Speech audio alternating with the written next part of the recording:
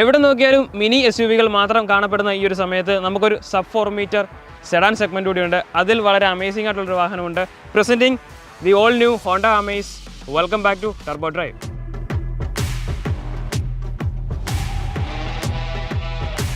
Honda വളരെയധികം അറിഞ്ഞിട്ടൊരു പേരാണ് അമേസ് എന്നുള്ളത്. കാര്യം വളരെ അമേസിംഗ് ആയിട്ടുള്ളൊരു വാഹനമാണ്. വാഹനത്തിൻ്റെതായിട്ടുള്ള എല്ലാ എലമെൻറ്റ്സിലും നോക്കുകയാണെങ്കിലും ഡിസൈൻ, ഇതിൻ്റെ റൈഡിംഗ് കംഫർട്ട്, ഇതിൻ്റെ ഫീച്ചേഴ്സ് തുടങ്ങിയ കാര്യങ്ങളെല്ലാം നോക്കുന്ന സമയത്ത് വളരെ അമേസിംഗ് ആയിട്ടുള്ളൊരു വാഹനമാണ്. എസ്പെഷ്യലി ഈ ഒരു 2025 എഡിഷനിലേക്ക് വരുന്ന സമയത്ത് നമുക്ക് റീഡിസൈൻ ചെയ്തിട്ടുള്ള ഒരു ഡിസൈൻ പാറ്റേൺ ആണ് ലഭിക്കുന്നത്. പ്രീവിയസ് ജനറേഷൻ അമേസുമായിട്ട് കമ്പയർ ചെയ്യുന്ന സമയത്താണെങ്കിൽ പോലും വളരെ മാറ്റം കൊണ്ടുവന്നിരിക്കുന്ന ഒരു ഡിസൈൻ പാറ്റേൺ ആണ് ഈ ഒരു 2025 ഹോണ്ട അമേസിൽ കൊടുത്തിരിക്കുന്നത്. നമുക്ക് എലിവേറ്ററിനോടൊക്കെ സാമ്യം തോന്നുന്ന രീതിയിലായിട്ടുള്ള ഒരു ഫ്രണ്ട് ഏരിയയാണ് കൊടുത്തിരിക്കുന്നത്. എന്നാൽ പിൻഭാഗത്തേക്ക് വരുമ്പോൾ ഒരു മിനി സിറ്റിയുടെ ഒരു മിനിയേച്ചർ ഭാഗമായിട്ടും നമുക്ക് കാണാനായിട്ട് സാധിക്കും. സോ അങ്ങനെയധികം ഡിസൈനിൽ വളരെയധികം കാര്യമായിട്ടുള്ള ചേഞ്ചസ് കൊണ്ടുവന്നിട്ടാണ് ഹോണ്ട അമേസിനെ അവതരിപ്പിച്ചിരിക്കുന്നത്.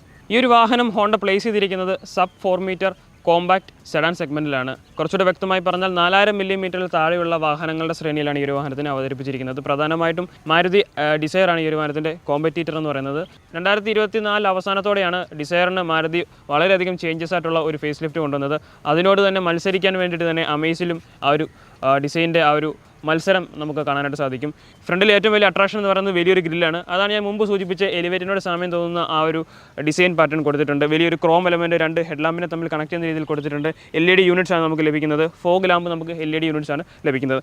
നോർമലി നമ്മൾ വാഹനങ്ങൾ കാണുന്നത് ആ ഒരു ഗ്രില്ലിനോട് ചേർന്ന് നിൽക്കുന്ന ഒരു രീതിയിൽ കൊടുത്തിരിക്കുന്ന ഹെഡ് ലാമ്പ് യൂണിറ്റ് ആണ്. എന്നാൽ ഹോണ്ട അമേസിലേക്ക് വരുന്ന സമയത്ത് ഹെഡ് ലാമ്പിന് മാത്രമായിട്ടൊരു ചെറിയ ഭാഗം കൊടുത്തിട്ടുണ്ട്. അത് കുറച്ചുകൂടി അകത്തേക്ക് കയറി നിൽക്കുന്ന രീതിയിലാണ് കൊടുത്തിരിക്കുന്നത്.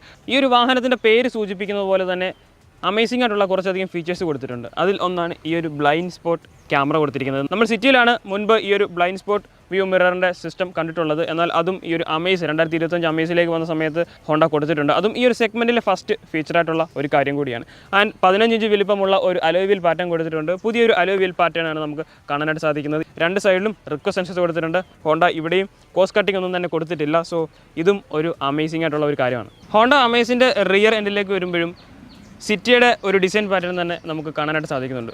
ഹോണ്ട സിറ്റിയിൽ കൊടുത്തിരിക്കുന്ന ആ ഒരു ടെയിൽ ലാം യൂണിറ്റിൻ്റെ ആ ഒരു ഡിസൈൻ പാറ്റേൺ തന്നെയാണ് ഈ ഒരു അമേസിലും കൊടുത്തിരിക്കുന്നത്. അതും പ്രീവിയസ് ജനറേഷനിലൊന്നും നമ്മൾ കണ്ട് ശീലിച്ചിട്ടില്ലാത്ത ഒരു ഡിസൈൻ പാറ്റേൺ ആണ്. ആൻഡ് അത് നമുക്ക് പാർക്കിംഗ് സെൻസേഴ്സും റിവേഴ്സ് പാർക്കിംഗ് ക്യാമറയും വരുന്നുണ്ട്. കൂടാതെ ബൂട്ട് ഡോർ ഓപ്പൺ ചെയ്യാനായിട്ട് കീയിൽ നമുക്കൊരു ബട്ടൺ ലഭിക്കുന്നുണ്ട്. ആ ഒരു ബട്ടൺ ഹോൾഡ് ചെയ്യുകയാണെങ്കിൽ ബൂട്ട് ഡോർ നമുക്ക് ഓപ്പൺ ചെയ്യാനായിട്ട് സാധിക്കും. അതിന് അത്യാവശ്യം നല്ല ഒരു ബൂട്ട് സ്പേസ് നമുക്ക് ലഭിക്കുന്ന രീതിയിലാണ് ഹോണ്ട അമേസിൽ ആ ഒരു ബൂട്ട് സ്പേസിൻ്റെ ക്രമീകരണം വന്നിട്ടുള്ളത്. കൂടാതെ നമുക്ക് ഇവിടെ ഇൻസുലേഷൻസ് ഒക്കെ ലഭിക്കുന്നുണ്ട്. ഡിസയറിൽ ഇങ്ങനത്തെ ഇൻസുലേഷൻ്റെ ആ ഒരു ട്രീറ്റ്മെൻറ്റ് ഒന്നും തന്നെ കൊടുത്തിട്ടില്ല. എന്നാൽ ഹോണ്ട അമേസിൽ ഇങ്ങനെയുള്ള പല ഏരിയസും കവർ ചെയ്തിട്ടാണ് നമുക്ക് ലഭിക്കുന്നത്. ഹോണ്ട അമേസിൻ്റെ ഇൻറ്റീരിയറിലേക്ക് വരുമ്പോൾ പ്രീവിയസ് ജനറേഷനുമായിട്ട് കമ്പയർ ചെയ്യുന്ന സമയത്താണെങ്കിൽ പോലും റീഡിസൈൻ ചെയ്തിട്ടുള്ള ഒരു ഇൻറ്റീരിയറാണ് കൊടുത്തിരിക്കുന്നത്. നമുക്ക് പുതിയൊരു ഇൻഫർടൈൻമെൻറ്റ് സിസ്റ്റം വരുന്നുണ്ട്. ഡാഷ്ബോർഡിൻ്റെ ലേഔട്ട് മൊത്തത്തിൽ തന്നെ മാറിയിട്ടുണ്ട്. നമുക്കൊരു വളരെ മനോഹരമായിട്ടുള്ള ഒരു റൗണ്ട് ഷേപ്പിലുള്ള സ്റ്റിയറിംഗ് വീൽ വരുന്നുണ്ട്. ആ സ്റ്റിയറിംഗ് വീലിൽ സ്റ്റിയറിംഗ് മൗണ്ട് കൺട്രോൾസ് വരുന്നുണ്ട്. നമുക്ക് എയ്ഡാസിൻ്റെ കുറച്ചധികം ഫീച്ചേഴ്സ് വരുന്നുണ്ട്. Lane keep system, lane departure വാണിങ്ങും, അതുപോലെ തന്നെ അഡാപ്റ്റീവ് ക്രൂയിസ് കൺട്രോൾ, ഇങ്ങനെയുള്ള കുറച്ചധികം ഫീച്ചേഴ്സ് നമുക്ക് ഈ ഒരു വാഹനത്തിൽ ലഭിക്കുന്നുണ്ട്. അതൊരു ക്യാമറ ബേസ്ഡ് സിസ്റ്റമാണ്. അതിൻ്റെ ക്യാമറ നമുക്ക് ഈ ഒരു ഭാഗത്തായിട്ട് കാണാനായിട്ട് സാധിക്കും. ഒരു ഡിജിറ്റൽ പ്ലസ് അനലോഗ് എന്നീ കോമ്പിനേഷൻ വരുന്ന ഒരു ഇൻസ്ട്രുമെൻറ്റ് ക്ലസ്റ്ററാണ് കൊടുത്തിരിക്കുന്നത്. ആൻഡ് അതിൽ കൊടുത്തിരിക്കുന്ന ഡീറ്റെയിൽ ഒക്കെ കുറച്ചധികം മനോഹരമായിട്ടുള്ള ഒരു കാര്യമാണ്.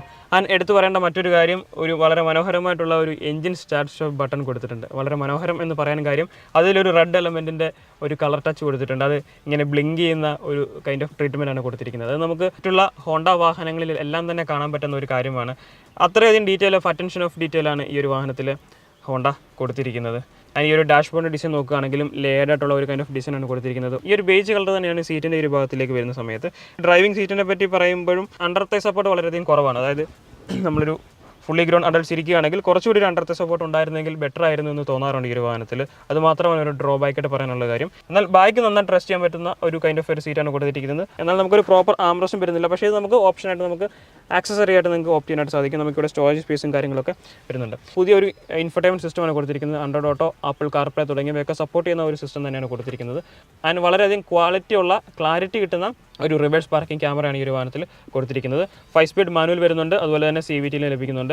Auto AC climate control elements ഒക്കെ നമുക്ക് ഇവിടെ കാണാനായിട്ട് സാധിക്കുന്നുണ്ട്. നമ്മളൊരു ചൂടുള്ള ഒരു പ്രതലത്തിൽ വാഹനം ഇടുകയാണെങ്കിൽ വാഹനം പെട്ടെന്നൊന്ന് കൂളാകാൻ വേണ്ടിയിട്ട് മാക്സ് കൂൾ നമുക്ക് യൂസ് ചെയ്യാനായിട്ട് സാധിക്കും. ആൻഡ് ചെറിയൊരു ഡിസ്പ്ലേയിലാണ് അതിൻ്റെ അറേഞ്ച്മെൻറ്റ്സും കാര്യങ്ങളൊക്കെ കൊടുത്തിരിക്കുന്നത്. സൺറൂഫോ കാര്യങ്ങളോ ഒന്നും തന്നെ വരുന്നില്ല. കോമ്പറ്റീറ്റർ മോഡൽസിൽ നമുക്ക് സൺറൂഫ് വരുന്നുണ്ട്. ആൻഡ് എടുത്തു പറയേണ്ട മറ്റൊരു കാര്യമുള്ളത് ഗംഭീരമായിട്ടുള്ളൊരു മ്യൂസിക് സിസ്റ്റമാണ് കൊടുത്തിരിക്കുന്നത്. നമുക്ക് 2 സൈഡിലും ട്യൂട്ടേഴ്സ് വരുന്നുണ്ട്. സോ അതുകൊണ്ട് തന്നെ നല്ലൊരു മ്യൂസിക് എക്സ്പീരിയൻസ് ഈ ഒരു വാഹനത്തിൽ നിങ്ങൾക്ക് എൻജോയ് ചെയ്യാനായിട്ട് സാധിക്കും. ആൻഡ് സേഫ്റ്റി സൈഡ് നോക്കുന്ന സമയത്ത് നമുക്ക് ഫ്രണ്ടിലും സൈഡിലും കർട്ടൺ എയർ ബാഗ്സും കാര്യങ്ങളൊക്കെ നമുക്ക് ലഭിക്കുന്നുണ്ട്. ബ്ലൈൻഡ് സ്പോട്ട് ക്യാമറ നമുക്ക് വരുന്നുണ്ട്. ഹോണ്ട അമേസിൻ്റെ ഇൻറ്റീരിയറിലേക്ക് വരുമ്പോൾ, എസ്പെഷ്യലി സെക്കൻഡ് റോയിലേക്ക് വരുമ്പോൾ നല്ല ഒരു കംഫർട്ട് കിട്ടുന്ന ഒരു സീറ്റിംഗ് കോൺഫിഗറേഷനാണ് കൊടുത്തിരിക്കുന്നത്.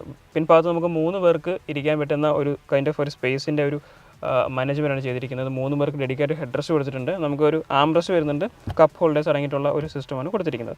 എന്നാൽ ആംറസ്റ്റ് അത് ഈ ഒരു ഭാഗത്തായിട്ടാണ് അതിൻ്റെ ആ ഒരു ലാൻഡിങ് വരുന്നത്. അത് നോർമലി ലഭിക്കുന്ന രീതിയിൽ ഈ ഒരു പൊസിഷനിലായിരുന്നെങ്കിൽ കുറച്ചുകൂടി ബെറ്റർ ആയിരുന്നു എന്ന് തോന്നി. പിൻഭാഗത്ത് നല്ല അണ്ടർത്തെ സപ്പോർട്ട് നമുക്ക് കിട്ടുന്നുണ്ട്. നല്ല ഒരു ഹെഡ് റൂമും ഹെഡ് സ്പേസും നമുക്ക് ലഭിക്കുന്നുണ്ട്. AC വെൻസ് വരുന്നുണ്ട്, ചാർജിങ് പോർട്സ് വരുന്നുണ്ട്.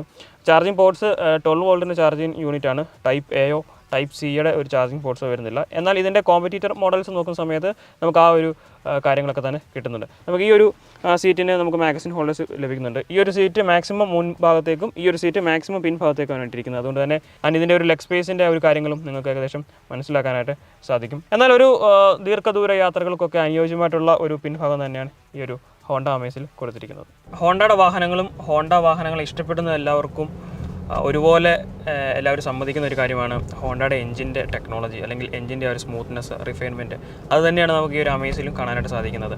ഒരു 1.2 litre natural aspirated 4 cylinder petrol എഞ്ചിനാണ് കൊടുത്തിരിക്കുന്നത്.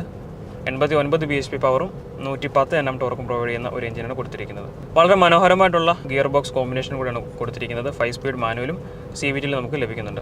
എന്നാൽ എഞ്ചിൻ ബോണറ്റിൻ്റെ അടിഭാഗത്തായിട്ട് ഇൻസുലേഷൻസ് കൊടുത്തിട്ടില്ല. അതുകൊണ്ട് തന്നെ ചില സമയത്ത് ഓവർടേക്ക് ചെയ്യുന്ന സമയത്തോ അല്ലെങ്കിൽ റിവ് ചെയ്യുന്ന സമയത്തൊക്കെ എഞ്ചിൻ കുറച്ചുകൂടെ നോയിസി ആയിട്ട് നമുക്ക് തോന്നാറുണ്ട്.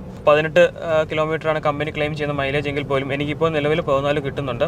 ഈ ഒരു വാഹനം ഞാൻ ഉപയോഗിച്ചുകൊണ്ടിരുന്ന സമയത്ത് എനിക്ക് 12 ആയിരുന്നു മൈലേജ് കിട്ടിക്കൊണ്ടിരുന്നത്. എന്നാൽ ഇപ്പോൾ എനിക്ക് 14 ആയി. അതായത് ഡ്രൈവിംഗ് പാറ്റേൺ മാറുന്നതനുസരിച്ച് വാഹനത്തിൽ നല്ല മൈലേജിൻ്റെ ഒരു വേരിയേഷൻ നമുക്ക് കാണാനായിട്ട് സാധിക്കുന്നുണ്ട്. വളരെ ഹാൻഡി ആയിട്ടും മാനുവറിംഗ് ഉള്ള ഒരു വാഹനം കൂടിയാണ് ഹോണ്ട അമേസ് എന്ന് പറയുന്നത്. ആൻഡ് ഈ ഒരു പ്രൈസ് പോയിന്റ് നോക്കുന്ന സമയത്തും വളരെയധികം അഫോർഡബിൾ ആയിട്ടുള്ള ഒരു വാഹനം കൂടി, കുറച്ചുകൂടി നല്ല ലക്ഷറി ഫീച്ചേഴ്സ് അല്ലെങ്കിൽ കുറച്ചുകൂടി ഒരു പ്രീമിയം എലമെൻറ്റ്സ്, നല്ല ഒരു engine gear box combination, reliability ഉള്ള ഒരു വാഹനം, ഇങ്ങനെയുള്ള പല ആസ്പെക്റ്റ് നോക്കുന്ന സമയത്തും നമുക്ക് ഈ ഒരു വാഹനത്തിലേക്ക് എത്തിപ്പെടാനായിട്ടുള്ള ഒരു സാധ്യതകൾ വളരെയധികം കൂടുതലാണ്. ഹോണ്ട അമേസിൻ്റെ വില വിവരം ഒന്ന് നോക്കാം. നമുക്ക് 3 വേരിയൻസ് ആണ് ലഭിക്കുക. VX and ZX. ഇതിൽ മാനുവൽ, ഓട്ടോമാറ്റിക് എന്നീ 2 വേരിയൻസിലാണ് ലഭിക്കുക. ഏറ്റവും ബേസ് വേരിയൻറ്റ് നമുക്ക് സ്റ്റാർട്ട് ചെയ്യുന്നത് 7,40,000 രൂപയാണ് എക്സ്ഷോറൂം വില. അത് ഓൺ റോഡ് കൊച്ചിയിലെ വില വരുമ്പോൾ 9,30,000 രൂപ വരും. ടോപ്പ് എൻഡിലേക്ക് പോകുമ്പോൾ 9,45,000 രൂപ എക്സ്ഷോറൂമും 11,47,000 രൂപ ഓൺ റോഡ് വിലയും വരും.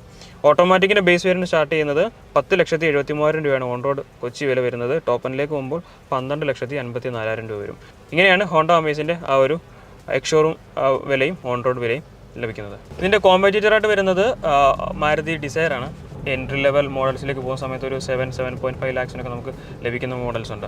എന്നാൽ ഹോണ്ട അമേസിലേക്ക് വരുമ്പോൾ അതൊരു 8.5 അല്ലെങ്കിൽ ഒരു 9 എത്തിപ്പെടുന്ന ഒരു രീതിയാണ് നമുക്ക് കാണുന്നത്. ആൻഡ് നമുക്ക് CNGയിലും ഈ ഒരു അമേസ് ലഭിക്കുന്നുണ്ട്. പക്ഷേ നമുക്കത് ഫാക്ടറി ഫിറ്റഡ് ആയിട്ട് വരുന്നില്ല. അത് ഡീലർഷിപ്പ് ത്രൂ നിങ്ങൾക്ക് ചെയ്യാൻ പറ്റുന്ന ഒരു ഓപ്ഷനാണ് അവൈലബിൾ ആകുന്നത്. എന്നാൽ ഡിസയറിലേക്ക് പോകുന്ന സമയത്ത് നമുക്ക് ഫാക്ടറി ഫിറ്റഡ് ആയിട്ടുള്ള ഒരു CNG മോഡൽസ് നമുക്ക് ലഭിക്കുന്നുണ്ട്. സീറ്റ് വെന്റിലേഷൻ്റെ ഓപ്ഷൻസ് ഒക്കെ ലഭിക്കുന്നുണ്ട്. അതും ഡീലർഷിപ്പ് ത്രൂ ആണ് നിങ്ങൾക്ക് ചെയ്യാനായിട്ട് സാധിക്കുക. കമ്പനി ഫാക്ടറി ത്രൂ നമുക്ക് അങ്ങനെയുള്ള ഒരു ഓപ്ഷൻസ് ലഭിക്കുന്നില്ല. ഈ പ്രൈസ് പോയിന്റ് നോക്കുന്ന സമയത്തും വാല്യൂ ഫോർ മണി ആയിട്ടുള്ള ഒരു വാഹനം കൂടിയാണ് ഹോണ്ട അമേസ് എന്ന് പറയുന്നത്. ഈ ഒരു പ്രൈസ് പോയിന്റിൽ നിങ്ങൾ ഹോണ്ട അമേസ് ചൂസ് ചെയ്യുമോ അതോ ഡിസയറിലേക്ക് പോകുമോ, അതല്ലെങ്കിൽ ഒരു 10 ലക്ഷത്തിൽ താഴെ നിങ്ങൾ വാഹനം നോക്കുന്ന സമയത്ത് ഇതിലേതാണ് നിങ്ങൾ ചൂസ് ചെയ്യുക എന്നുള്ളതും കമൻസിൽ അറിയിക്കാം. മറ്റൊരു ദിവസം മറ്റൊരു വാഹനമായിട്ട് കാണാം. Thanks for watching.